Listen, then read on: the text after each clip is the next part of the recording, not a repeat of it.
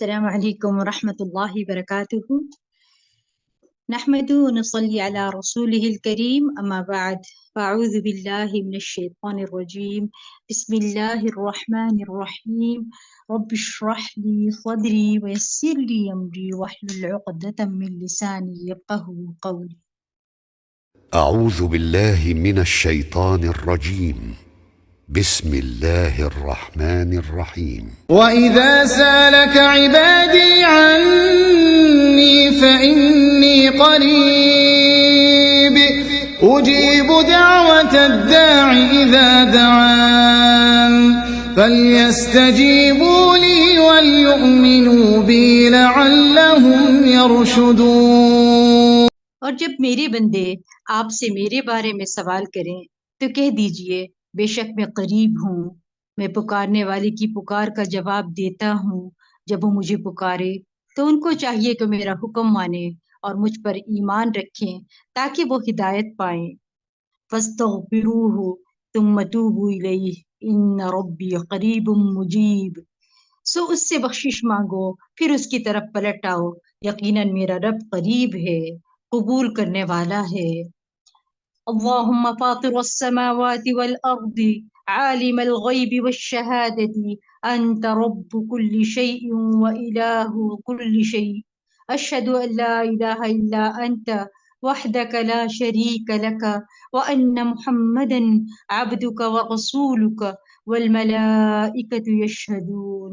اے اللہ، آسمان و زمین کو پیدا کرنے والے، پوشیدہ اور ظاہر سب کو جاننے والے، تو ہر چیز کا رب ہے اور ہر چیز کا معبود ہے. میں گواہی دیتا ہوں کہ تیرے علاوہ کوئی معبود نہیں، تو اکیلا ہے، تیرا کوئی شریک نہیں، اور یہ کہ محمد صلی اللہ علیہ وسلم تیرے بندے اور رسول ہیں، اور فرشتے بھی اس بات کے گواہ ہیں. اللهم صل على محمد وعلى آل محمد كما صليت على إبراهيم وعلى آل إبراهيم إنك حميد مجيد. اللهم بارك على محمد وعلى آل محمد كما باركت على إبراهيم وعلى آل إبراهيم إنك حميد مجيد. انشاءاللہ آج ہم معاملات میں آسانی کی دعائیں پڑھیں گے. آسانی کا ملنا اور مشکل کا دور ہونا اللہ کی نعمتوں سے ہے. اللہ تعالیٰ کی اپنے بندے پر بے شمار نعمتیں ہیں جنہیں ہم گن نہیں سکتے، لیکن اچھے کام کی توفیق مل جانا، اس کا آسان ہو جانا، کسی کام کو کرتے ہوئے مشکل کا نہ آنا، یہ اللہ سبحانہ تعالیٰ کی بہت بڑی نعمت ہے. مثلا آپ نے ارادہ کیا کہ آپ اس مجلس میں حاضر ہوں گے جہاں اللہ کا ذکر ہوتا ہے، جہاں اللہ کا دین سیکھا جاتا ہے، جہاں اللہ تعالیٰ نے آپ کے لیے بہت سے مسائل جو ہے حل کر دیے ہیں، وسائل پیدا کر دیے ہیں، آپ کو صحت عطا کی اور آپ کے لیے یہاں بیٹھنا آسان کیا، آپ کے لیے سننا آسان کیا، آپ کے لیے سمجھنا آسان کر دیا. یہ سب کچھ اللہ تعالیٰ کی توفیق سے ہے. کیونکہ کتنے ہی لوگ ایسے ہیں جو اس وقت نیکی کے کام رمضان میں کرنا چاہ رہے ہوں گے مگر وہ ہسپتالوں میں ہیں، ایسی مشکل کا شکار ہیں کہ اس وقت ہمارے ساتھ شامل نہیں ہو پا رہے. یا یہ کہ کچھ لوگ ایسے بھی ہوں گے جن کے دل میں خواہش بھی نہیں اٹھتی ہوگی کہ ہم بھی جائیں ایسی مجلسوں میں، کیونکہ دل میں خواہش کا پیدا ہونا بھی ایک بڑی نعمت ہے. ہر انسان کو کچھ حاصل ہوتا ہے، جو کچھ حاصل ہوتا ہے، مثلا گھر بیٹھے آپ بیٹھے میں اپنے گھروں میں اور سبحان اللہ آپ اس کلاس میں، اس اللہ کی مجلس میں شامل ہیں، اور اللہ تعالیٰ نے جو اس کے لیے اسباب پیدا کیے ہیں، جو اسباب حاصل ہوتی ہیں، سب اللہ ہی کی نعمت ہے، اور ان اسباب کو اویل کر لینا یہ سب اللہ کی توفیق سے ہے، بندہ اس کا مالک نہیں ہوتا. اللہ تعالیٰ نے قرآن میں حضرت شعیب علیہ السلام کے بارے میں فرمایا کہ انہوں نے کہا وَمَا تَوْفِيقِي إِلَّا بِاللَّهِ عَلَيْهِ تَوَكَّلْتُ وَإِلَيْهِ أُنِيبُ. اور میری توفیق کو اللہ کی مدد کے ساتھ ہے. یہ زندگی چونکہ امتحان ہے تو اس لیے پھر آسانیوں کے ساتھ تکلیف بھی ہوتی ہے، لیکن یاد رکھیے کہ تنگی کے ساتھ اللہ تعالیٰ آسانیاں بھی پیدا فرما دیتا ہے۔ ایسا نہیں ہوتا کہ صرف تنگی ہی تنگی ہو، تنگی کے ساتھ آسانی ہے۔ ان مع العسر یسرا، عام طور پر لوگ سمجھتے ہیں کہ صرف مشکل ہی مشکل ہے، لیکن اگر ہم غور کریں تو مشکلات کے ساتھ اللہ تعالیٰ نے آسانیاں بھی پیدا کی ہیں۔ اللہ تعالیٰ سورۃ طلاق میں فرماتے ہیں سیجعل اللہ بعد عسر یسرا، سبحان اللہ، یعنی اللہ تعالیٰ عنقریب ہے فرماتے ہیں تنگی کے بعد آسانی پیدا کر دے گا۔ تنگی آئی ہے تو اللہ کا یہ وعدہ ہے کہ میں اس کے بعد آسانی پیدا کر دوں گا۔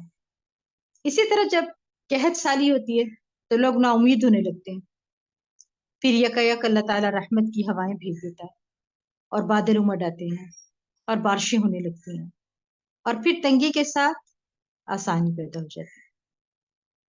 تو یاد رکھیے کہ یہ دنیا کا اصول ہے، کبھی تنگی ہو جاتی ہے اور کبھی آسانی ہو جاتی ہے، کبھی رات ہے تو کبھی دن ہے، یعنی اگر دن کے بعد رات آتی ہے تو رات کے بعد بھی دن آنا ہے۔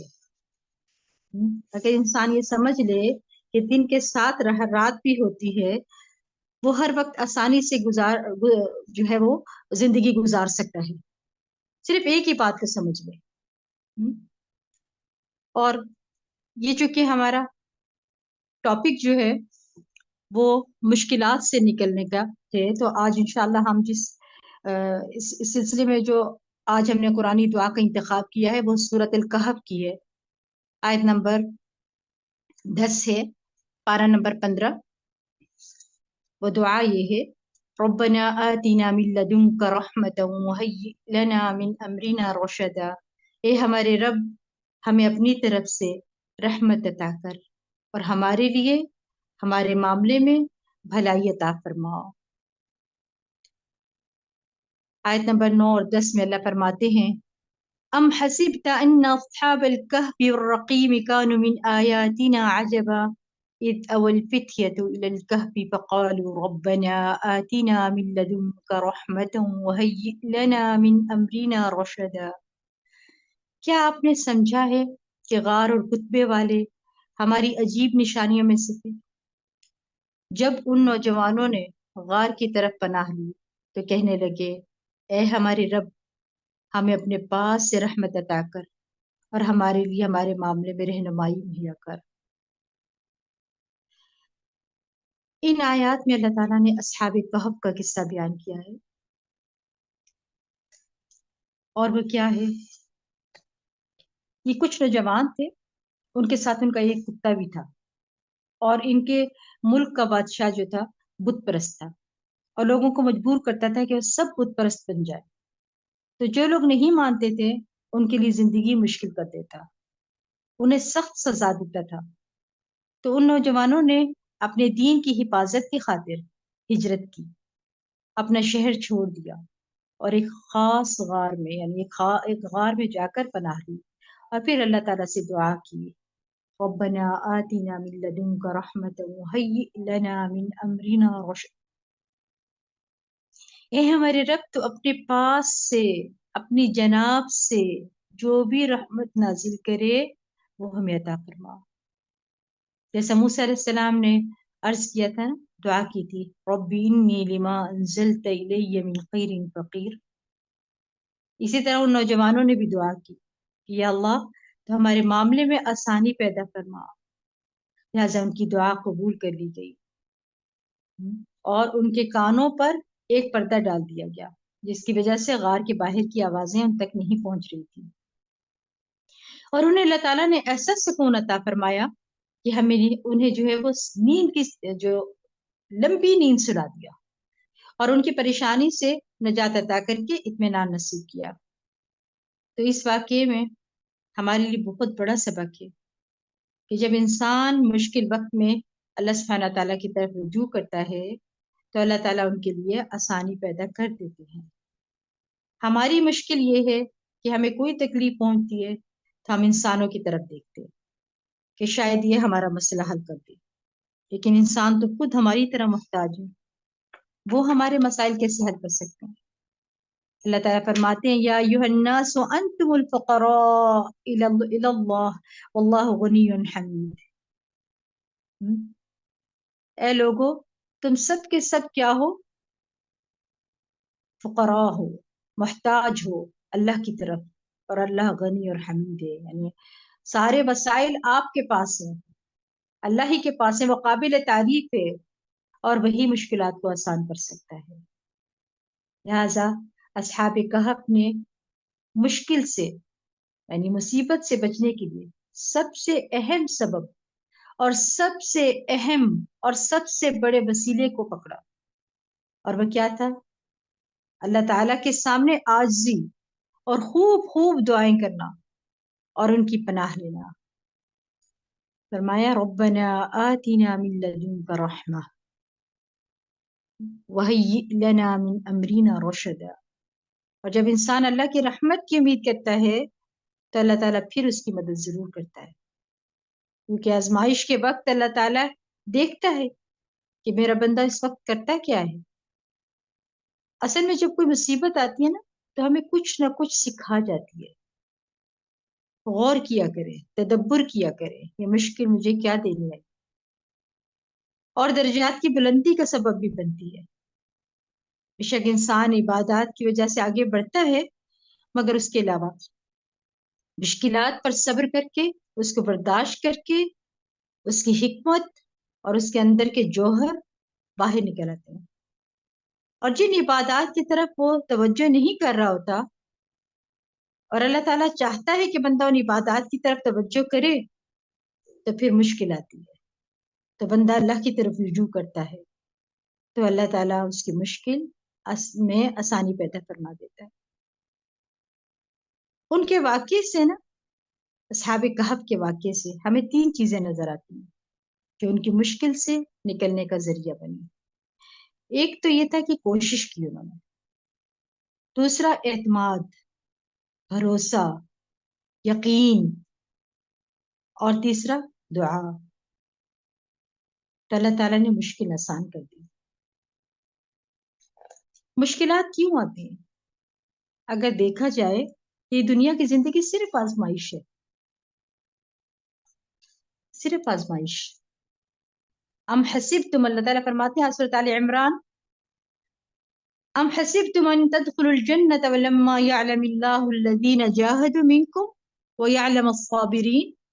کیا تم سمجھتے ہو کہ تم یوں ہی جنت میں داخل ہو جاؤ گے، حالانکہ ابھی تو اللہ نے تم میں سے ان لوگوں کو جانا ہی نہیں جنہوں نے جہاد کیا، اور نہ ان کو جو صبر کرنے والے۔ یعنی کون مشکل پر اللہ کی طرف جدوجہد جاری رکھتا ہے اور کون صبر کرتا ہے؟ سورۃ البقرہ میں پارہ نمبر 2 میں اللہ تعالیٰ فرماتے ہیں وَلَنَبْلُوَنَّكُمْ بِشَيْءٍ مِّنَ الْخَوْفِ وَالْجُوعِ وَنَقْصٍ مِّنَ الْأَمْوَالِ وَالْأَنفُسِ وَالثَّمَرَاتِ وَبَشِّرِ الصَّابِرِينَ الَّذِينَ إِذَا أَصَابَتْهُم مُّصِيبَةٌ قَالُوا إِنَّا لِلَّهِ وَإِنَّا إِلَيْهِ رَاجِعُونَ أُولَٰئِكَ عَلَيْهِمْ صَلَوَاتٌ مِّن رَّبِّهِمْ وَأُولَٰئِكَ صلوات من ربهم ورحمہ واولئک هم المہتدون۔ اور ہم ضرور تمہیں خوف اور فاقہ میں مبتلا کر کے، نیز جان و مال اور پھلوں کے خسارہ میں مبتلا کر کے تمہاری آزمائش کریں گے، اور اے نبی صلی اللہ علیہ وسلم ایسے صبر کرنے والوں کو خوشخبری دے دیجئے کہ جب انہیں کوئی مصیبت آئے تو فوراً کہہ اٹھتے ہیں ہم خود بھی اللہ ہی کی ملک ہیں، اس کی ملکیت ہیں، اسی کی طرف ہمیں لوٹ کر جانا ہے۔ ایسے ہی لوگوں پر ان کے پروردگار کی طرف سے عنایت اور رحمتیں برستی ہیں، اور ایسے ہی لوگ پھر ہدایت یافتہ ہوتے ہیں۔ سبحان اللہ۔ آپ دیکھیں کتنی بڑی خوشخبری ہے صبر کرنے والوں کو، یعنی ہر انسان کا اس زندگی میں امتحان کا آنا لازمی ہے، ایسا نہیں ہوتا کہ اس کو امتحانات ہی نہ آئے۔ اللہ تعالیٰ کے ایمان میں سچے اور جھوٹے کو آزمانا مشکل ہماری سچائی کو پرکھنے کے لیے آتی ہے نا، کہ ہم اپنے قول میں کتنے سچے، اور ایمان ان کے دلوں میں نہیں اترا. کہتے بہت ہیں کہ ہم مومن ہیں، عمل کہاں ہے ایمان والے. اس سے ہمیں دو رویے نظر آتے ہیں. ایک تو توبہ کے، ایک تو یہ کہ وہ اللہ سے دور ہو جائے، اور دوسرا یہ کہ انسان اللہ ہی کی طرف پلٹے اور اس کی طرف رجوع کرے اور اسی کی طرف توبہ کرے. آزمائش کے ذریعے اللہ جو ہے وہ انسان کو بلند درجے دینے کا ارادہ ہوتا ہے نا اللہ کا، اس لیے وہ آزمائش میں ڈالتا ہے. پاک کرنے کا سبب بھی ہے، اللہ کی طرف سے بھلائی کا ارادہ ہوتا ہے. اللہ کی بندے سے محبت کی نشانی ہے یہ کہ انسان جو ہے وہ صبر کرے اور پھر درجات کی بلندی پائے. اور پھر مشکلات کے ساتھ یاد رکھیے گا آسانیاں ہوتی ہیں. ایسا نہیں ہوتا کہ مشکلات کے ساتھ آسانیاں نہ ہو یا انسان صرف مصیبت میں پڑا رہے، ایسا نہیں ہوتا. رسول اللہ صلی اللہ علیہ وسلم نے فرمایا کہ دین میں آسانی ہے. آپ دیکھیں کہ ایک بندہ اگر بیمار ہے، وضو نہیں کر سکتا، تو بیٹھے بیٹھے تیمم کر لیتا ہے. ٹھیک ہے، تو وضو میں تو بہرحال مشقت ہے ہی. آپ کے اوپر مشقت آئی تو اللہ نے کیا کہا؟ تیمم کے ذریعے آسانی کر دی. آپ بیمار ہیں اور کھڑے نہیں ہو سکتے تو آپ بیٹھ کے پڑھ لیں. آپ بیمار ہیں، آپ بیٹھ بھی نہیں سکتے تو آپ لیٹ کے پڑھ لیں. آپ لیٹے ہوئے لیکن اتنی طبیعت خراب ہے ہاتھ بھی نہیں اٹھا سکتے، ایسی بیماری ہے، تو اس میں آپ اشارے سے پڑھ لیں. یہ آسانیاں ہی تو ہیں. کتنی آسانیاں جو ہمارے دین میں ہمارے لیے ہیں. رسول اللہ صلی اللہ علیہ وسلم نے فرمایا اللہ تعالیٰ جس کے ساتھ بھلائی کا ارادہ کرتا ہے اسے مصیبت میں مبتلا کر دیتا ہے. یعنی جو تنگی اور تکلیف میں یقین کا پہلو پیدا کر لیتا ہے تو اللہ اس کی پریشانی کو ضرور کر دے گا، اس کے درجے بلند کر دے گا. اور اس کے لیے یہ حدیث تسلی دیتی ہے. کیا فرمایا آپ صلی اللہ علیہ وسلم نے؟ جس کے ساتھ بھلائی کا ارادہ کرتا ہے اسے مصیبت میں مبتلا کر دیتا ہے. اور ہمیں کوئی مشکل آتی ہے تو ہم کیا سوچتے ہیں کہ یقیناً کوئی گناہ کیا ہے اس لیے مصیبت آئی ہے. بلکہ آپ یہ سمجھیں اللہ ہمیں اپنے لیے خالص کرنا چاہتا ہے، جنت کے قابل بنانا چاہتا ہے. یہ اللہ کے بندے کے ساتھ محبت ہے. اگر اس طرح سوچیں گے تو آپ کی پریشانی نہیں لگے گی. اور آپ جب بیمار ہو جاتے ہیں اور سبحان اللہ آپ اس حالت میں آ جاتے ہیں کہ انسان بیمار ہے، تو اب جیسے میں نے آپ کو کہا کہ لیٹ کے اشارے سے پڑھ سکتے، اس کے علاوہ بھی بہت کچھ آپ کو نظر آتی ہیں اللہ کی رحمتیں. جیسے لوگ آپ کو پوچھتے نہیں، آپ سب خیریت پوچھ رہے، بیمار ہو گئے تو سب آ رہے ہیں خیریت پوچھنے کے لیے. آپ دیکھیں کہ پریشانی کے ساتھ کتنی ساری اور چیزیں آ گئی جو آپ کی زندگی میں نہیں تھی. بہرحال اللہ تعالیٰ خیر و شر دونوں کے ساتھ آزماتا ہے، خیر و شر دونوں کے ساتھ. کل نفس ذائقۃ الموت ونبلوکم بالشر والخیر فتنۃ والینا ترجعون. سورۃ انبیاء میں اللہ فرماتے ہیں کہ ہر جاندار کو موت کا مزہ چکھنا ہے، اور ہم تو تمہیں اچھے اور برے حالات دونوں طرح سے آزماتے ہیں، اور بالآخر تمہیں ہماری طرف لوٹنا ہے. انبیاء علیہ السلام اللہ سے زیادہ محبوب ہوتے، کتنے زیادہ محبوب تھے، لیکن اس کے باوجود تکلیف سے گزرے. تمام انبیاء اذیت اور تکلیف سے گزرے. نوح علیہ السلام کی مثال آپ دیکھ لیں، آپ کے سامنے 950 سال تبلیغ کی، لوگوں کی طرف سے بھی اور گھر والوں کی طرف سے بھی، بیوی اور بچے کی طرف سے بھی، سب کی طرف سے آزمائشیں آئیں. موسیٰ علیہ السلام کے لیے فرعون کی آزمائش تھی، یعقوب علیہ السلام کی محبوب بیٹے کی طرف سے آزمائش تھی. ان کا بیٹا بچپن میں کھو گیا اور وہ اتنا روتے تھے، اتنی دعائیں کرتے تھے رب کے حضور کہ ان کی بینائی چلی گئی تھی. ایوب علیہ السلام کی بیماری کی صورت میں آزمائش تھی، اللہ کی طرف سے بھی آئی بیماری اور بیوی کی طرف سے بھی. ان کو تقریباً چھوڑ کے چلے گئے تھے اس بیماری میں. اور یوسف علیہ السلام کی آزمائش ایک نہیں تھی، کئی طرح کی تھی. بالآخر جیل میں جا پہنچے. کہاں سے شروع ہوئی تھی؟ کنویں سے شروع ہوئی تھی، اور پھر جیل تک جا پہنچی، اور پھر اللہ سبحانہ تعالیٰ نے اس کے بعد کتنی بڑی کامیابی دی، آسانی ساتھ تھی، سبحان اللہ۔ نبی صلی اللہ علیہ وسلم کے لیے سب سے مشکل ترین دن طائف کا دن تھا، پھر احد کا دن، پھر حنین کا دن، خندق کا دن، اور اسی طرح ساری جنگیں مشکل تھیں۔ اور پھر گھر میں بھی صرف حضرت فاطمہ کے علاوہ ساری اولاد فوت ہو گئی۔ بچپن میں یتیم ہو گئے تھے آپ صلی اللہ علیہ وسلم، خود چھوٹے سے تھے، ماں فوت ہو گئی، اور بیوی پر بھی حضرت عائشہ رضی اللہ عنہا پر مشکل آئی، وہ کتنی بڑی آزمائش تھی جب تہمت لگی تھی، اور وہ سب سے پیاری بیوی، کتنی تکلیف کی بات تھی ان کے لیے، لیکن وہ اللہ کے محبوب سے محبوب تر بنتے چلے گئے، وہ تھے ہی اللہ کے محبوب، الحمدللہ۔ کہ اللہ اپنے پیاروں کو آزمائش میں ڈالتا ہے، مت سوچا کریں ہر وقت کہ میں ہی کیوں، یا اپنی زندگی سے میں ہی کیوں کو نکال دیں۔ اللہ کی طرف سے آزمائشیں آتی ہیں، تکلیفیں آتی ہیں، تو بہت سے اس کے اسباب ہوتے ہیں۔ آپ کے گناہ ہیں تو گناہ جھڑ جائیں گے، ختم ہو جائیں گے۔ اگر گناہ نہیں ہے، ایسا تو ہوتا نہیں ہے، لیکن اگر کوئی تھوڑے بہت ویسے تکلیفوں سے ختم ہو گیا اور پھر بھی تکلیف آئی ہے، تو آپ کے درجات کی بلندی کے سبب بنی۔ سابقہ امتوں پر بھی تنگ حالات آئے تھے، اور پھر آپ دیکھیں کہ پہلی قوموں پر بھی آزمائشیں آئی تھی نا۔ کیا فرمایا؟ ام حسبت ان اصحاب ام حسبتم ان تدخلوا الجنة ولما يعلم الله الذين جاهدوا منكم ويعلم الصابرين، کیا تم سمجھتے ہو کہ تم یوں ہی جنت میں داخل ہو جاؤ گے، حالانکہ ابھی تو اللہ نے تم میں سے ان لوگوں کو جانا ہی نہیں جنہوں نے جہاد کیا، اور ان کو جو صبر کرنے والے ہیں۔ سب کو آزماتا ہے اللہ۔ آپ کو اگر مشکلات زیادہ پریشان کریں تو نبی صلی اللہ علیہ وسلم کی آزمائشوں کو یاد کر لیا کریں، پھر اپنی پریشانی نہیں لگی، یاد کریں ان کا ایک ایک لمحہ۔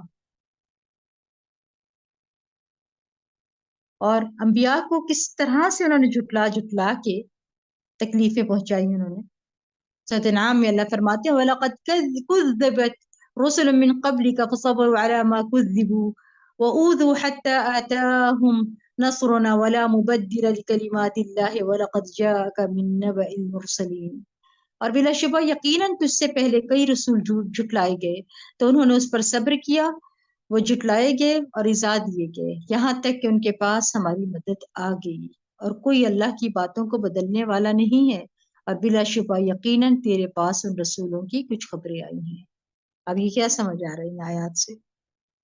اللہ کی مدد آتی ہے، اللہ اپنے پیاروں کو آزماتا ہے۔ ایمان اور عمل صالح کے بارے میں بھی سورۃ النحل میں آتا ہے کہ اللہ تعالیٰ کا وعدہ ہے کہ جو ایمان لائے گا اور عمل صالح کرے گا، اللہ انہیں مشکل سے نکال دے گا۔ اللہ تعالیٰ کی عبادت اور اس کی اطاعت بھی ضروری ہے مشکل سے نکلنے کے لیے۔ ابن قیم کہتے ہیں کہ اگر آپ چاہتے ہیں کہ مشکلات ختم ہو جائے تو اللہ کی اطاعت کے کام کریں، بہت زیادہ پریشانی ہے تو کیا کریں؟ اللہ کی فرما برداری والے کام، شرعی احکامات کی پیروی شروع کر دیں، اللہ کا تقوی اختیار کرنا شروع کر دیں، اور اللہ کا تقوی اختیار کرنے سے مشکل سے نکلنے کا راستہ بن جائے گا۔ اللہ فرماتے ہیں سورۃ طلاق میں وَمَن يَتَّقِ اللَّهُ يَجْعَل لَّهُ مَخْرَجًا، جو تقوی اختیار کرتا ہے اللہ تعالیٰ اس سے نکلنے کا راستہ بنا دیتا ہے، یعنی بند گلی سے نکلنے کا راستہ بن جاتا ہے۔ مشکل حالات میں بھی کیا کریں؟ اللہ پر توکل کریں، وَمَن يَتَوَكَّلْ عَلَى اللَّهِ فَهُوَ حَسْبُهُ، اور جو شخص اللہ سے ڈرتا ہے اللہ اس کے لیے مشکلات سے نکلنے کی کوئی راہ پیدا کر دے گا۔ اللہ سے حسن ظن رکھنا چاہیے، اللہ سے بدگمانی نہیں کرنی چاہیے، اور پھر اپنی تمام حاجات صرف اللہ ہی کے سامنے رکھیں، اور اگر مشکل آسان نہیں ہو رہی تو اللہ کو بلیم نہ کریں، اور نہ ہی لوگوں کو بلیم کریں کہ ان کی وجہ سے یہ سب ہوا ہے، نہیں، بلکہ خود کو ملامت کریں۔ میری عبادت میں کمی ہے، میری کوئی نافرمانی ہے، میرا ہی قصور ہے، میں تو دعا جو ہے وہ صحیح نہیں مانگ رہی، اپنے اندر اس کمی کو تلاش کیا کریں، نہ کہ دوسروں کو بلیم کریں۔ ابن رجب کہتے ہیں کہ جب مشکلات کے دور ہونے میں دیر ہو جائے یا دعائیں قبول نہ ہو، مایوس ہو جائے اور دعا کی قبولیت کے آثار نہ ہوں، تو اپنی ذات کی طرف توجہ کرے اور خود کو ملامت کرے۔ اپنے نفس کو کہے کہ اے نفس، یہ ساری مصیبت تیری وجہ سے ہے، اگر تیرے اندر کوئی خیر ہوتی تو مشکل نہ آتی۔ اور پھر اس بات پر بھی یقین رکھیں کہ اللہ تعالیٰ تنگی کے بعد ضرور آسانی پیدا کرے گا۔ اللہ اپنے لیے خالص کر لیتا ہے۔ اللہ فرماتے ہیں وَمَن يَتَّقِ اللَّهَ يَجْعَلْ لَهُ مِنْ أَمْرِهِ يُسْرًا، اور جو شخص اللہ سے ڈرے تو اللہ اس کے لیے اس کے کام میں آسانی پیدا کر دیتا ہے۔ اللہ کے حکم سے ہر طرح کی تنگی اور مشکلات دور ہو جاتی ہیں۔ یہ یقین رکھیں کہ ہر تنگی کے ساتھ آسانیاں ہی آسانیاں ہیں۔ یہ یقین رکھیں کہ آسانی قریب ہی ہے۔ کشادگی کے آنے کا انتظار کرنا بھی عبادت ہے۔ انتظار کیا کریں، پریشان ہونے کی بجائے حل نہیں نکل سکتا آپ کے پریشان ہونے سے۔ پریشان ہونے کا صرف ایک ہی فائدہ آپ کو پہنچ سکتا ہے کہ آپ اللہ کی طرف رجوع کریں گے، گڑ گڑائیں گے، اور اللہ کو ادائیں پسند آئیں گی۔ اللہ آپ سے راضی ہوں گے، آپ کی مشکلات ختم ہوں گی۔ معاملات آسان نہ ہونے پر یہ یاد رکھیں ہمیشہ خود کو ملامت کیا کریں، دوسروں کو نہیں۔ اور یاد رکھیں کہ اللہ کو وہ بندہ بہت پسند ہے جو استغفار کرتا ہے۔ اللہ کو اچھا لگتا ہے مجھ سے مانگے، اپنی غلطی کا اعتراف کرے۔ ساری مصیبتوں کو استغفار دور کر دیتا ہے۔ یعنی آپ استغفار کریں، مصیبتیں دور ہو جاتی ہیں۔ اور پھر صدقہ کر کے، یعنی لوگوں کی مدد کریں، اللہ آپ کی مدد کرے گا۔ آپ پریشان ہیں، مشکل میں، مصیبت میں، جلدی سے صدقہ کریں، اور صدقہ کریں اور پھر دیکھیں اس کے ثمرات کہ آپ کی پریشانیاں کیسے ختم ہوتی ہیں۔ اور اگر کوئی سوال ہی آپ کے پاس آ جائے، خاص طور پہ مساکین جو لوگ ہیں جو ہاتھ کبھی نہیں پھیلاتے، کبھی نہیں مانگتے، وہ آپ کے دروازے پہ آ جائے، تو مفسرین اس بارے میں کیا کہتے ہیں کہ آپ سے پہلے وہ اللہ کا دروازہ کھٹکھٹا کے آئے تھے، انہوں نے اللہ سے کہا تھا کہ اللہ ہمیں یہ چاہیے، اللہ نے ان کو آپ کا راستہ بتایا ہے، آپ کے گھر کا راستہ، آپ کا نام بتایا کہ جاؤ اس بندے کے پاس میرے لے لو جا کے اس سے، میں نے اس کو دے دیا، تیرا نصیب دے دیا اس کو۔ تو اس لیے جب کوئی آئے تو سمجھ لیجیے گا، اس کو وہ جھٹکا نہ کریں، کوئی ایسی بات نہ کریں۔ اور خاص طور پہ جو مساکین ہوتے ہیں جو کبھی ہاتھ نہیں پھیلاتے ہیں، ان کی طرف سے کوئی ایسا پیغام آ جائے، خاص طور پہ رمضان میں، عزیز و اقارب بھی ہیں، دوست احباب بھی ہیں، ہمسائے بھی ہیں، پڑوسی جو ہیں، کوئی بھی آپ کے سامنے اظہار کر دیتا ہے کہ اس وقت میں تھوڑا پریشان ہوں یا کوئی حالات ہے، تو سفید پوش لوگ جو ہوتے ہیں وہ اپنے چہروں سے پہچانے جاتے ہیں، وہ منہ سے نہیں کہتے۔ آپ فوراً سمجھ جائیں کہ یہ اللہ نے بھیج دیا ان کو آپ کے پاس، آپ فوراً ان کی مدد کریں، آپ کی ساری پریشانی ختم۔ یاد رکھیے کہ کام کو آسان بنانے کے یہ 3 اسباب ہیں: ایک نماز اور صبر کے ذریعے مدد حاصل کرنا، وَاسْتَعِينُوا بِالصَّبْرِ وَالصَّلَاةِ، اور ہمت کرنا اور صبر کرنا۔ صبر کے نتیجے میں تکلیف دور ہو جاتی ہیں۔ صبر پر آمادہ کرنے والے کے جو 3 کام ہیں وہ کیا ہیں؟ ابن قیم رحمہ اللہ کہتے ہیں کہ 3 چیزیں انسان کو آزمائش پر صبر کرنے پر آمادہ کر دیتی ہیں۔ پہلی یہ کہ انسان اچھے بدلے کو ذہن میں رکھے، اور جس قدر وہ اجر کو ملحوظ رکھے گا اور اس کے ملنے کا یقین رکھے گا اور اس کی اپنی آنکھوں کے سامنے اس کو رکھے گا، تو اسی حساب سے آزمائش پر صبر کرنا آسان ہو جائے گا، کیونکہ اس کو معلوم ہے کہ اس کا معاوضہ موجود ہے۔ دوسری، کشادگی کی روح کا انتظار کرنا، یعنی اس کی راحت کا، اس کی نرم ہوا اور اس کی لذت کا انتظار کرنا۔ بے شک کشادگی کا انتظار کرنا اور اس کی آنکھوں کے سامنے رکھنا، اس کی نگرانی کا مشقت کو برداشت کرنا آسان کر دیتا ہے، خاص طور پر جب امید قوی ہو اور کشادگی کا یقین ہو۔ تیسری، مصیبت کو 2 چیزوں سے دور کرنا۔ ایک ہے کہ بندہ اپنے اوپر اللہ کی نعمتوں کو شمار کرے، اگر وہ انہیں گننے اور شمار کرنے سے عاجز آ جائے گا تو اس پر مصیبت آسان ہو جائے گی جس میں وہ مبتلا ہے، اور اسے وہ مصیبت اور نعمتوں کے مقابلے میں اس طرح لگے گی جس طرح سمندر کے مقابلے میں قطرہ ہوتا ہے۔ اور ایک یہ کہ اللہ نے اسے جو ماضی میں نعمتیں دی ہیں ان کو یاد کرے، ابھی والی باتوں کو نہ لے کے بیٹھے، ماضی کی نعمتوں کو بھی یاد کرے، تو ان نعمتوں کا تعلق ماضی سے ہے اور ان نعمتوں کا کیا شمار ہوگا جن کا تعلق حال سے ہے۔ پھر کیا کرنا ہے؟ ہمیشہ اللہ کے حضور عاجزی اور انکساری کے ساتھ یاد رکھے جو مصیبت بھی تمہیں پہنچتی ہے وہ تمہارے اپنے ہاتھوں سے کمائی ہے۔ یہ اللہ سبحانہ تعالیٰ سورۃ شورى میں فرماتے ہیں جو مصیبت بھی تمہیں پہنچتی ہے تمہارے اپنے ہاتھوں سے کمائی سے پہنچتی ہے، اور اللہ تمہارے بہت سے قصوروں سے تو ویسے ہی درگزر کر جاتا ہے۔ یہ آیت پڑھ کے کتنی خوشی ہوتی ہے کہ اللہ تعالیٰ نے کتنی بڑی عنایت ہے کہ وہ ہمیں گناہوں کی بخشش کے لیے توبہ کا موقع فراہم کرتا ہے، گناہوں کا کفارہ اور تزکیہ قلب کرنے کی توفیق دیتا ہے۔ یعنی بعض اوقات اللہ تعالیٰ اپنے بندوں کے دلوں کی کمزوریوں کو دھونے کے لیے انہیں مشکلات میں ڈالتے ہیں، اور مومن کی ثابت قدمی پر ان مشکلات و مصائب کو اس کے گناہوں کو کفارہ بنا دیتے ہیں۔ ان آزمائشوں سے ہمیں اپنی خامیوں کو پتہ چلتا ہے تاکہ ہمیں دور کرنے کی فکر کریں۔ یہ اگر آئیں تو سمجھے اللہ تعالیٰ نے ابھی ہمیں بھلایا نہیں ہے، یہ نہ آئے تو فکر ہونی چاہیے کہ کہیں اللہ تعالیٰ نے ہمیں بھلا تو نہیں دیا۔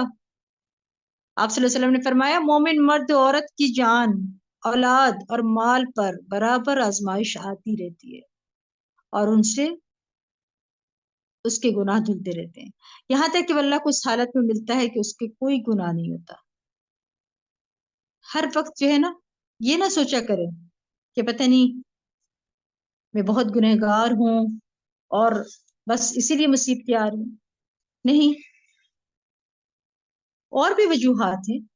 آپ دیکھیں یہاں کیا پتہ چل رہا ہے، ایک تو یہ ہے کہ گناہ بخشے جاتے ہیں، دوسرا درجات کی بلندی، اللہ تعالیٰ نے اپنے بندوں کو مشکل میں ڈالتے ہیں، اور جس جذبہ ایمانی سے اپنے رب کی آزمائش سے کامیاب نکلتا ہے نا اس کے اتنے ہی درجات بلند کرتے ہیں اور ایمان کی مضبوطی عطا فرماتے ہیں۔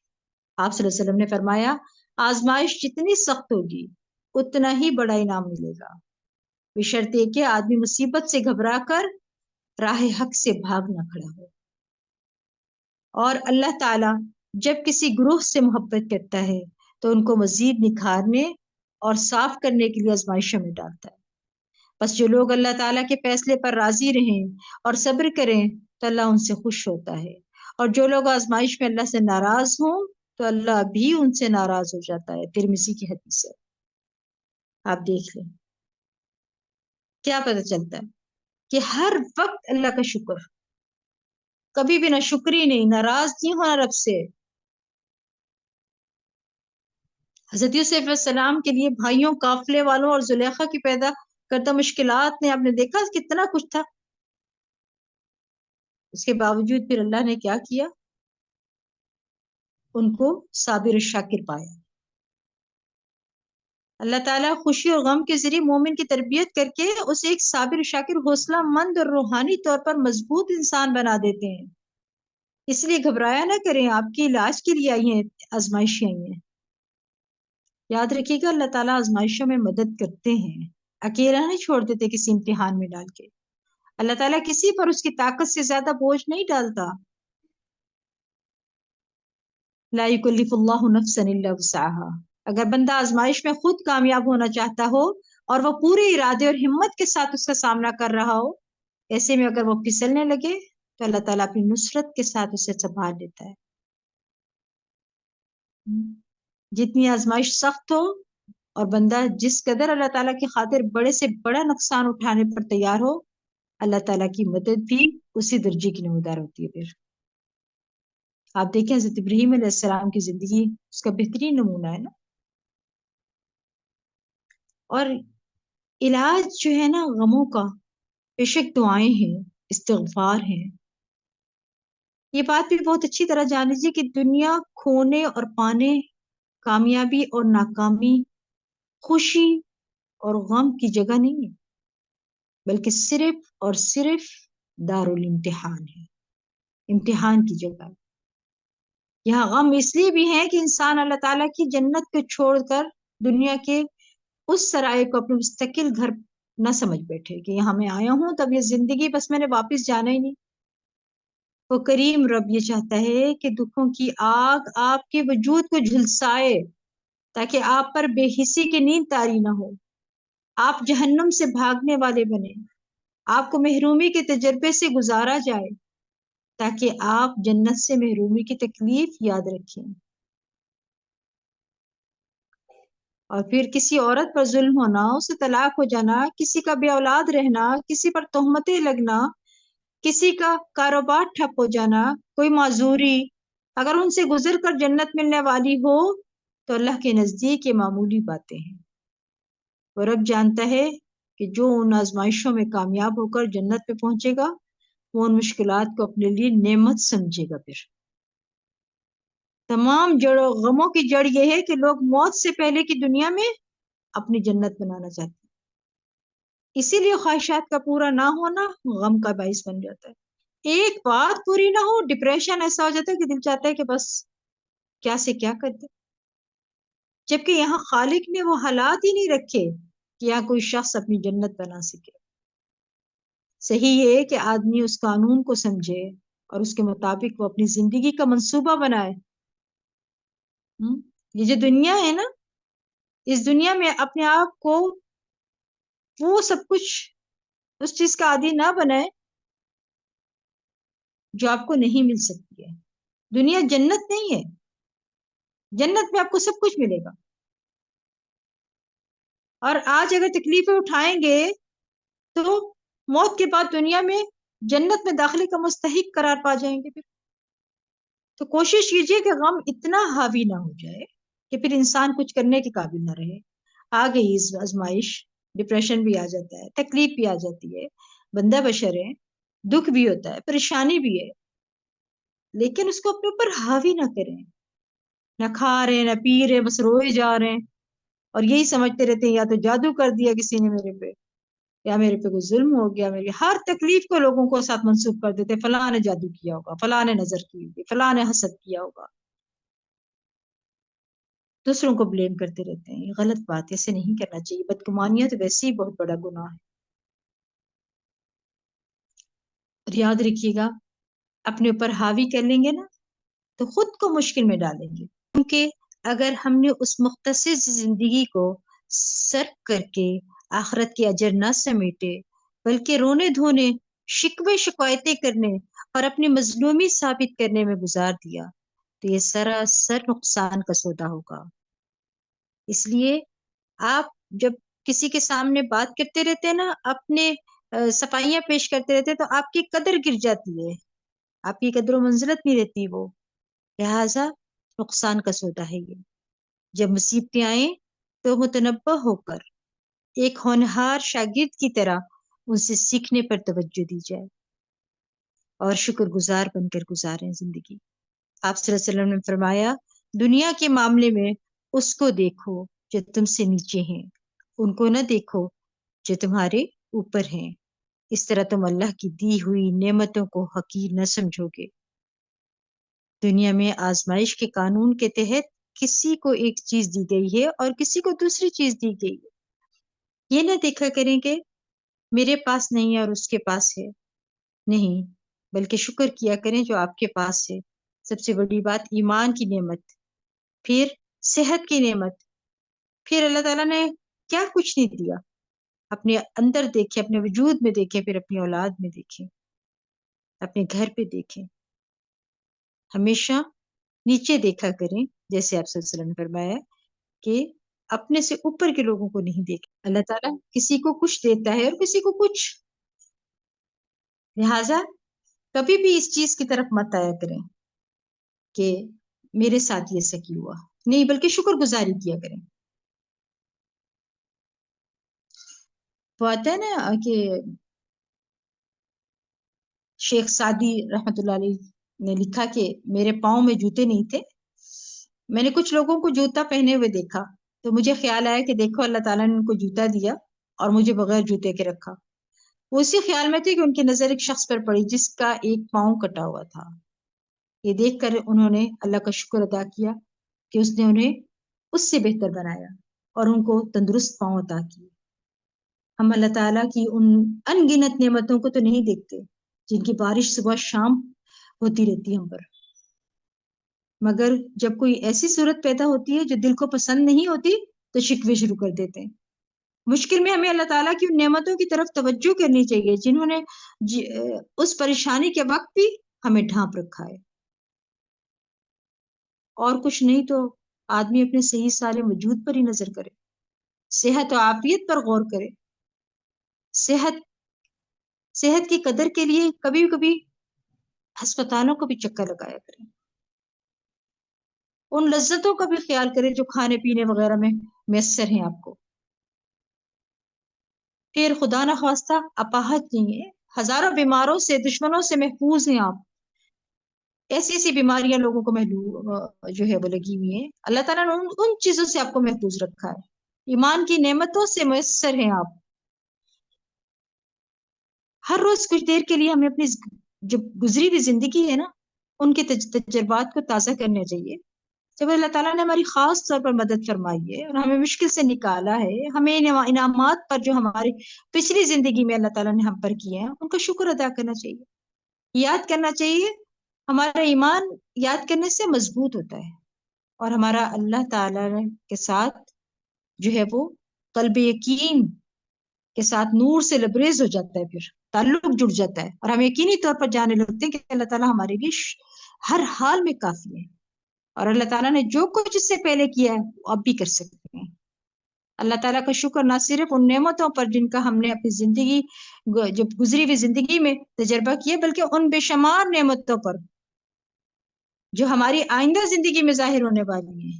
ایک کامل خوشگوار کامیاب زندگی میں داخل ہونے کا سبب سے زیادہ یقینی اور سب سے زیادہ آسان طریقہ ہے. ہمیں نہ کسی چیز کی فکر کرنی چاہیے نہ کسی چیز کا غم. اللہ تعالیٰ کی قدرت کاملہ پر یقین جو ہے وہ کیا ہے؟ گزری ہوئی نعمتوں پر شکر مشکلات کے پہاڑوں کو اڑا کر بکھیر دے گا اور راستے ہموار ہوتے جائیں گے. آسانی پیدا کرنے کے بھی کچھ اسباب ہیں. وہ کیا ہیں؟ کیا کریں ہم آسانیاں پیدا کرنے کے لیے؟ سب سے پہلے تو یہ قرآن سے تعلق جوڑ لیں. قرآن سے تعلق جوڑتے آپ کے سارے ڈپریشن پریشانیاں دور ہو جائیں گی، کیونکہ اللہ کے نبی صلی اللہ علیہ وسلم فرماتے ہیں 4 چیزیں جو مومن پر نازل ہوتی ہیں قرآن کے ساتھ تعلق جوڑنے کا، اس میں ایک سکینت ہے، دل میں سکینت کا اتر جانا، کبھی کوئی غم ہی نہ لگے. اور مشکل حالات میں جزا فضا نہ کیا کریں. ذرا سی پریشانی ہو بس ہر وقت گلا شکوہ، بندوں سے شکوہ، کبھی رب سے شکوہ، ایسا نہیں کرنا چاہیے. مشکل حالات میں اپنی کمزوری دکھائیں، شکر کریں، اللہ کے سامنے عاجز ہو جائیں. مصیبت پر ہمیشہ شکر ادا کرنا سیکھیں اور پھر یاد رکھیں کہ آپ مشکل میں ہیں نا اور آپ کا دل چاہتا ہے میں مشکل سے نکلوں، تو کیا کرنا ہے؟ دوسروں کی مشکلات حل کرنا شروع کر دیں، دعاؤں کی کثرت کریں، خوشحالی اور آسودگی میں بکثرت دعا کریں، ذکر کی کثرت کریں. ابھی آج کل اتنے اذکار سیکھ رہے ہیں آپ، ان پہ کیا کرنا ہے آپ نے؟ اس کی کثرت کر دیں. ذکر کے بہت سے فائدے ہیں. ابن قیم رحمہ اللہ نے اللہ کے ذکر کے فوائد میں بیان کیا ہے کہ اللہ کا ذکر مشکل کو آسان کر دیتا ہے اور تنگی کو آسان بنا دیتا ہے اور مشقتوں کو کم کر دیتا ہے. بس جب بھی کسی مشکل کام پر اللہ کا ذکر کیا جاتا ہے تو وہ آسان ہو جاتا ہے، اور جب بھی کسی مشقت پر اللہ کا ذکر کیا جاتا ہے تو وہ آسان ہو جاتی ہے، اور جب بھی کسی سختی پر اللہ کا ذکر کیا جاتا ہے تو وہ زائل ہو جاتی ہے، اور جس بھی کسی تکلیف پر اللہ کا ذکر کیا جاتا ہے تو وہ ختم ہو جاتی ہے. اللہ کا ذکر کرنا غم اور پریشانی کو دور کرنے کا ذریعہ ہے. اور استغفار کی کثرت بھی کریں.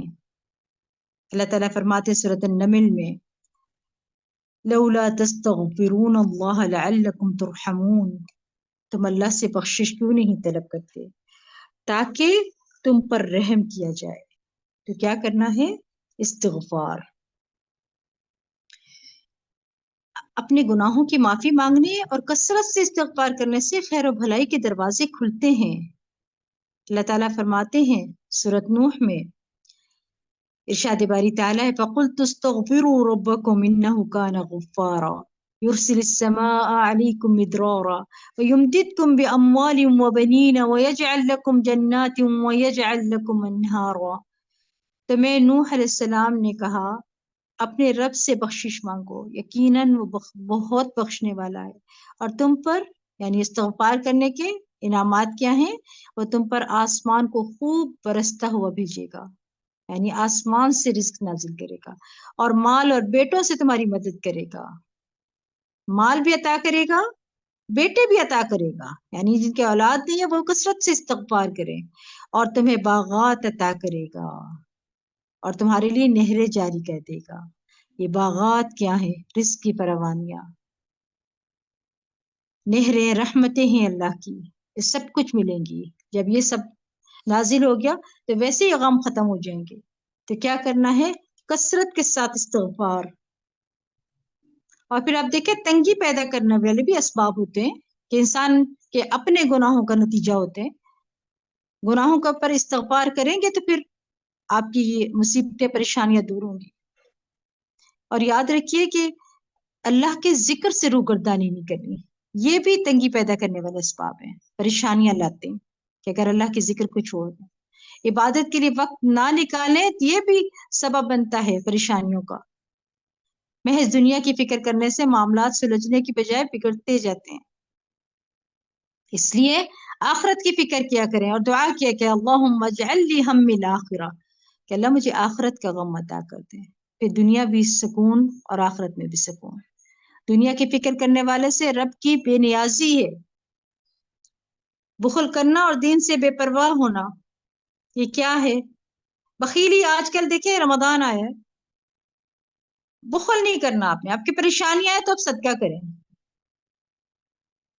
اگر بخل کریں گے اور دین سے بے پرواہ ہو جائیں گے، بے پردگی، بے حیائی، سارا سارا دن روزے رکھ کے بھی فلمیں دیکھ، پروگرام دیکھ، یہ دیکھ وہ دیکھ، موبائلوں پہ وقت گزر جاتا ہے گھنٹوں کے ساتھ اور قرآن کے لیے وقت ہی نہیں ہے، یہ دین سے بے پرواہی ہے نا، بخل ہے، صدقہ نہیں کر رہے، یہ سب کیا ہے؟ پریشانیوں کو لانے کا سبب۔ پھر دوسروں کو کیوں بلیم کرتے ہیں جب انسان خود ہی اپنی کوتاہیاں، اپنی غلطیاں نہیں دیکھتا کہ میں کیا کر رہا ہوں؟ اور اگر آزمائش آ جائے تو کیا کرنا ہے؟ صبر کریں، ہمیشہ صبر کا دامن پکڑے رکھیں، کیونکہ اللہ تعالیٰ نے صبر کرنے والوں سے بہت سی ایسی بشارتیں ہیں جو بتائیں۔ سورۃ آل عمران میں اللہ فرماتے ہیں اللہ تعالیٰ صبر کرنے والوں سے محبت کرتا ہے۔ سورۃ بقرہ میں فرماتے ہیں بے شک اللہ تعالیٰ صبر کرنے والوں کے ساتھ ہے۔ اور سورۃ یوسف میں بھی آتا ہے نا، آیت نمبر 90 میں ساری سرگزشتہ کا نچوڑ یہاں یہی بیان کیا ہے کہ وہ تقوی اور صبر جس کے اندر احسان کی روح ہو، بندے پر دنیا اور آخرت دونوں میں اللہ کے فضل کا ضامن ہے۔ سورۃ سجدہ میں بھی آتا ہے صبر ہی سے امامت پیشوائی نصیب ہوتی ہے۔ اور سورۃ زمر میں آتا ہے صبر کرنے والوں کو تو ان کا صلہ آخرت میں بے حساب دیا جائے گا، حساب ہی نہیں اس کا، اللہ تعالیٰ نے لمٹ ہی نہیں رکھی۔ صابرین کے لیے جنت کے دروازے سے فرشتے ان پر داخل ہو کر کہیں گے سلام علیکم بما صبرتم فنعم عقبی الدار۔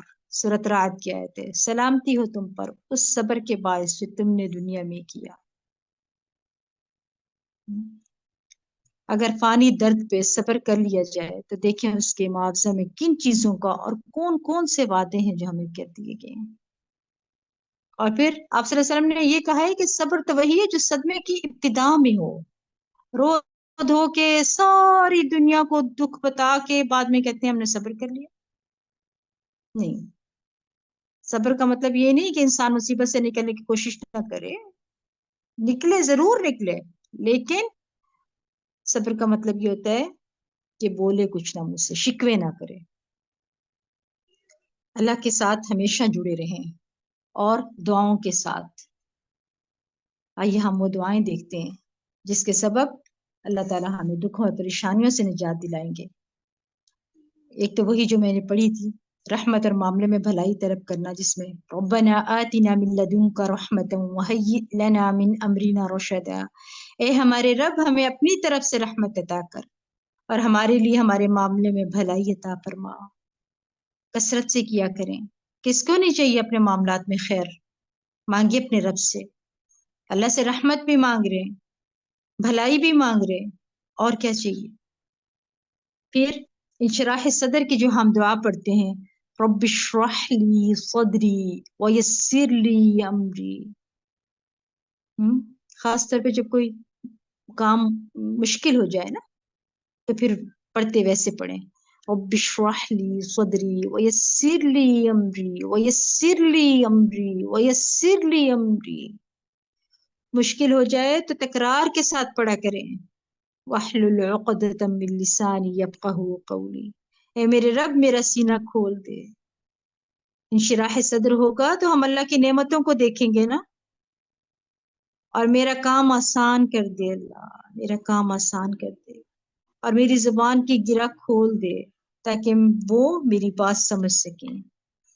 آپ کے گھر میں لوگ ہیں آپ کو بہت ڈپریس کر رہے ہیں، پریشان کر رہے ہیں، تکلیفیں، آپ کچھ بھی کہیں وہ سننے کو تیار ہی نہیں ہے، تو آپ دعا کریں کہ اللہ میری بات ان کو سمجھ آ جائے۔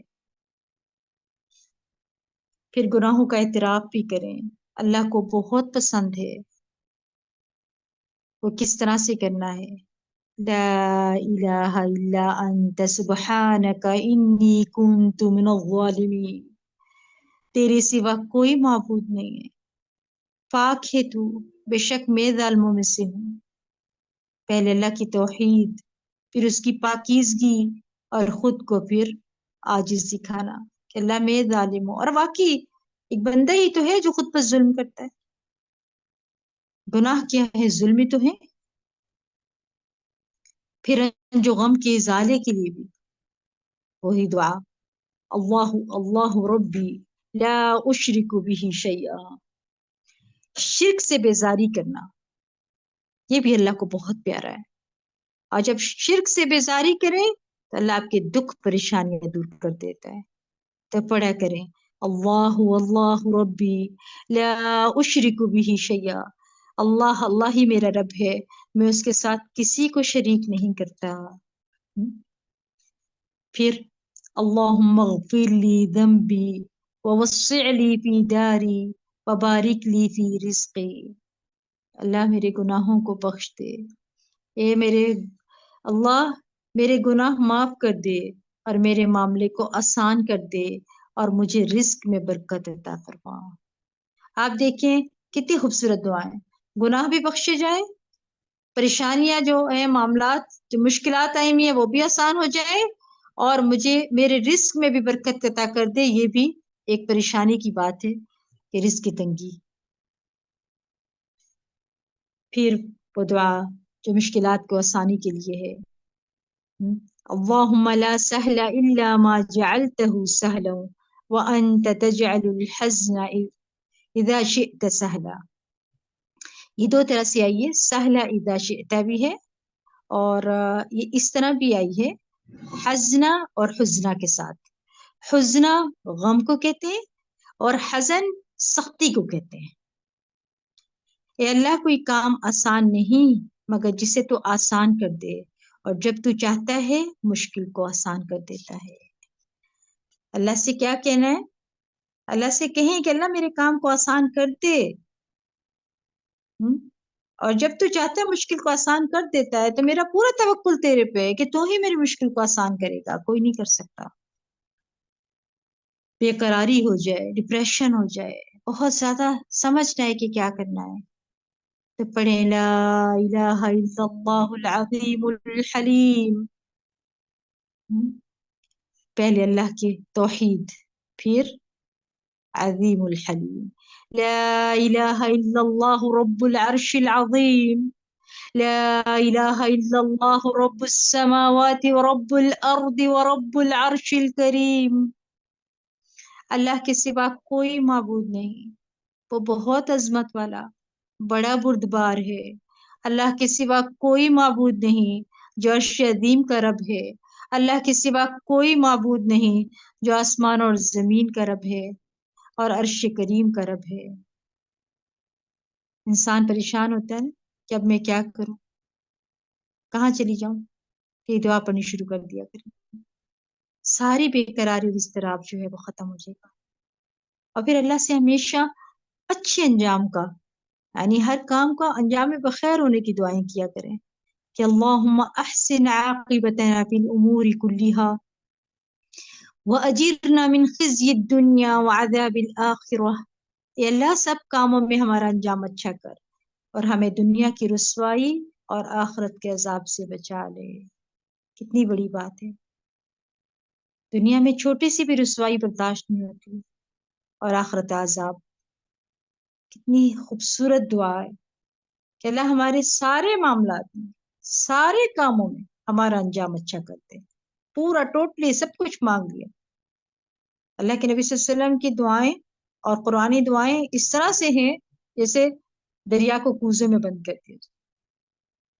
ہر دعا کے اندر اتنے خوبصورت مفہوم ہوتے ہیں کہ میرا پھر دل نہیں چاہتا اردو میں مانگنے کو، لیکن پھر عربی میں ہی ایک تو اجر بھی پاتے رہے، اگر قرآنی دعائیں ہیں تو پھر 10 نیکیاں بھی مل رہی ہیں، اور مسنون دعائیں ہیں تو پھر اللہ کے نبی صلی اللہ علیہ وسلم کی سنت کے مطابق انہی کے الفاظ بولے جا رہے، تو مجھے کیا پڑی ہے کہ میں اور کروں کچھ اور دعا میں، اسی میں کیوں نہ کہوں اللہم احسن عاقبتنا فی الامور کلہا واجرنا من خزی الدنیا وعذاب الآخرہ۔ اے اللہ سب کاموں میں ہمارا انجام اچھا کر، ہمیں دنیا کی رسوائی اور آخرت کے عذاب سے بچا لے، آمین۔ قیامت کے دن کی تنگی سے بھی پناہ مانگا کرے، اللہم انی اعوذ بک من ضیق الدنیا وضیق یوم القیامہ۔ آخرت کی بھی اور دنیا کی بھی، کہ اے اللہ بے شک میں تیری پناہ لیتا ہوں دنیا کی تنگی سے، یہ تنگی تو ہے، ڈپریشن، غم، کاروبار کی جو مسائل آ رہے ہیں، رزق کی تنگیاں آ رہی ہیں، یہ تنگیاں ہی تو تنگیاں ہیں اور کیا ہیں۔ اللہ بے شک میں تیری پناہ لیتا ہوں دنیا کی تنگی سے اور قیامت کے دن کی تنگی سے۔ پھر اللہ کی خشیت بھی طلب کریں، اس سے بھی جو ہے بہت فائدہ ہوتا ہے۔ ابن عمر رضی اللہ عنہ کہتے ہیں کہ ایسا کم ہی ہوتا تھا کہ کسی مجلس سے نبی صلی اللہ علیہ وسلم اپنے صحابہ کے ساتھ یہ دعا کیے ہوئے اٹھے، یعنی اس کے بغیر نہیں اٹھتے تھے۔ اور وہ کیا دعا ہے؟ اللہم اقسم لنا من خشیتک ما تحول به بیننا وبین معاصیک ومن طاعتك ما تبلغنا به جنتك ومن اليقين ما تهون به علينا مصائب الدنيا اللهم متعنا بأسماعنا وأبصارنا وقوتنا ما أحييتنا واجعله الوارث منا واجعل ثأرنا على من ظلمنا وانصرنا على من عادانا ولا تجعل مصيبتنا في ديننا ولا تجعل الدنيا أكبر همنا ولا مبلغ علمنا ولا تسلط علينا من لا يرحمنا۔ اے اللہ تو ہمیں اپنا ایسا خوف عطا فرما جو ہمارے اور تیری نافرمانی کے درمیان حائل ہو جائے، ایسی اطاعت کی توفیق عطا فرما جو ہمیں تیری جنت تک پہنچا دے، ایسا یقین جس سے ہماری دنیا کی مصیبتیں ہم پر آسان ہو جائیں۔ اے اللہ جب تک تو ہمیں زندہ رکھے تو ہمارے کانوں، آنکھوں اور قوتوں سے ہمیں فائدہ پہنچا اور ہر ایک کو ہمارا وارث بنا، ہمارا انتقام ہمارے ظالموں پر ڈال دے، ہمارے دشمنوں کے خلاف ہماری مدد فرما، ہمارے دین کے بارے میں ہم پر مصیبت نہ ڈال، دنیا کو ہمارے لیے بڑے غم کی چیز نہ بنا، نہ ہمارے لیے علم کا ذریعہ بنا، اور ہم پر اس کو نہ مسلط کر جو ہمارے حال پر رحم نہ کرے۔ تو کیا سمجھ آتا ہے؟ دیکھیں، سمجھ کر پڑھیں اس دعا کو۔ اس دعا میں نبی صلی اللہ علیہ وسلم نے دنیا اور آخرت کی خیر و بھلائی کی دعا کی ہے، یہ عظیم دعا ہے اور اللہ کی وسیع رحمت کا سوال ہے اس میں۔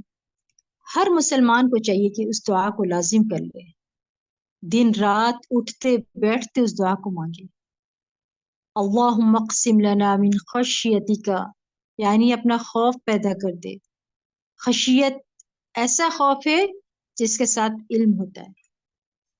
ما یحول بیننا و بین معاصیک، یعنی یہ خوف ہمیں تیرے گناہوں سے روک دے. ومن طاعتک ما تبلغنا به جنتک، جنت اطاعت کا راستہ ہے، اس لیے اطاعت مانگ رہے اللہ سے تاکہ جنت کی بشارت ملے. ومن الیقین ما تہون به علینا مصیبات الدنیا، یقین ایمان کا اعلیٰ ترین درجہ ہے. ابن مسعود رضی اللہ عنہ کہتے ہیں یقین مکمل ایمان ہے، دنیا مصائب کا گھر ہے. تو انسان میں جتنا ایمان قوی ہوگا اور اس میں شک نہیں ہوگا، اتنا اس کے لیے مصائب کو برداشت کرنا آسان ہوگا. اور ایمان کا آخری چھٹا رکن قضاء و قدر پر ایمان لانا ہے. ہمیشہ قضاء و قدر پر ایمان لانا. ومتعنا باسماعنا وابصارنا وقوتنا وما احییتنا، یعنی ہم انہیں اللہ کی اطاعت میں استعمال کریں اپنی آخری سانس تک. اللہ تو ایسے ہمیں اس سے فائدہ اٹھانے کی توفیق دے. متعنا یعنی فائدہ اٹھا سکیں کس کس چیز سے؟ اپنی سماعت سے، اپنی بصارت سے، اپنی قوت سے، جب تک ہم زندہ ہیں آخری سانس تک اللہ ہمیں توفیق دینا. وَاجْعَلْهُ الْوَارِثَ مِنَّا، یعنی ہمارے مرنے کے بعد بھی ان سے فائدہ پہنچتا رہے، ایسا وارث بنا دے. وَاجْعَلْ ثَأْرًا عَلَى مَنْ ظَلَمَنَا، مظلوم کی بد دعا قبول ہوتی ہے نا، تو پھر یہ کیا ہے؟ ظلم کرنے والوں کے لیے جو ظلم کرتے ہیں، زیادتی کرتے ہیں. منصورنا علی من عادانا، جو بھی دین کا دشمن ہے اور خاص طور پر شیطان دشمن ہے، اس پر اللہ ہمیں تو نصر عطا کر، کامیابی عطا کر، اس سے نجات دلا.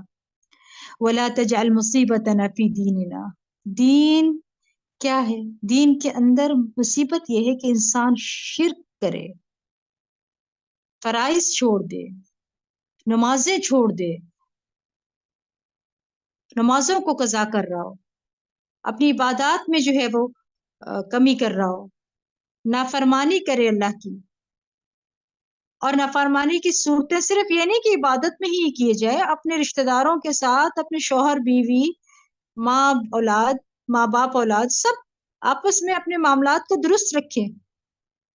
جو فرض ہیں، اولاد پر فرض ہے اطاعت کرنا، بیوی پر فرض ہے خاوند کی اطاعت کرنا، اور یہ سب کچھ آ جاتا ہے نا اس کے اندر. پھر یہ مصیبت ہے دین میں اگر آپ سب کچھ چھوڑ دیتے ہیں. فرائض تو ہیں. ولا تجعل الدنیا اکبر ہمنا، اور دنیا کو ہمیں سب سے بڑا غم نہ بنا. ہم دنیا میں لگ کر آخرت کو بھول نہ جائیں، یہ مطلب ہے. ہر وقت دنیا کا غم لگائے بیٹھے رہتے ہیں، آخرت یاد ہی نہیں. افسوس اس بات کا ہوتا ہے غم آتا ہے نا، سب سے پہلی ضرب نماز پہ پڑتی ہے. نماز نہیں پڑھ سکتے، کیوں؟ کیونکہ بہت غم کی حالت میں وہ رو رہی ہیں، وہ ڈپریشن میں، ان کو ریلیکس رہنے دیں، اس کو سو لینے دیں، ان کو سلا دیں. نمازیں جاتی ہیں تو چلی جائیں. اللہ کہتے ہیں وَاسْتَعِينُوا بِالصَّبْرِ وَالصَّلَاةِ، اللہ کہتے ہیں مدد چاہیے تمہیں صبر اور اس سے، تو کیا کریں؟ نماز کے ذریعے صبر کریں، اور نماز کے ذریعے آپ کو وہ ملے گی نعمت. اور آپ کیا کرتے ہیں؟ اللہ کے بالکل برخلاف ہو رہے ہوتے ہیں، نعوذ باللہ. اللہ یہ کہہ رہے ہیں وَاسْتَعِينُوا بِالصَّبْرِ وَالصَّلَاةِ، اور آپ کہہ رہے ہیں کہ جا کے سو جائیں، ڈپریشن ہو رہا ہے، ٹینکولائزر دے دیں، آرام کر لیں. ڈپریشن میں ہے، کوئی بات نہیں، نماز بعد میں پڑھ لیں گے. آپ ان کو کہیں اٹھیں، وضو کریں اور نماز پڑھیں، آپ کے سارے غم دور ہو جائیں گے.